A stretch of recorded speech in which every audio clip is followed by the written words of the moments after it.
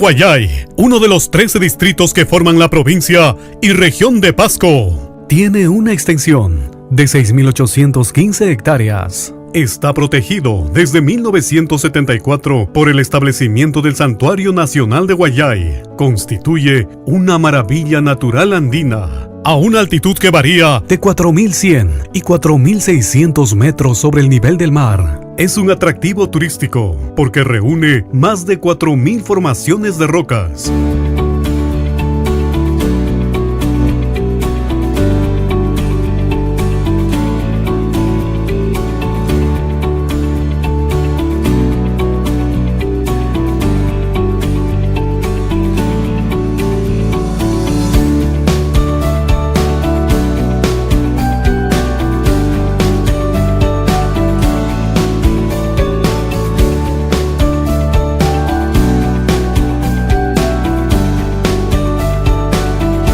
Un 25 de abril del año 2008 se logró la elección del Bosque de Piedras como tercera maravilla natural del Perú, organizado por Panamericana Televisión.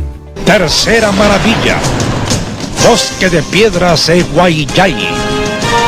239.929 votos. Y es la alegría para todo el pueblo de Guayay y para el departamento de Pasco.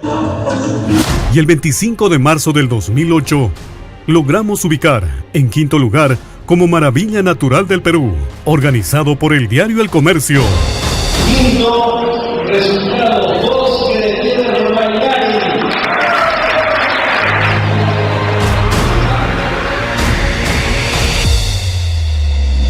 Luego de más de 8 meses de haber cerrado nuestras puertas, reabrimos la atención al turismo local, nacional e internacional, cumpliendo los protocolos de bioseguridad. Guayay te invita a conocer su Bosque de Piedras, un destino seguro, una mejor opción, siempre más de lo que esperas.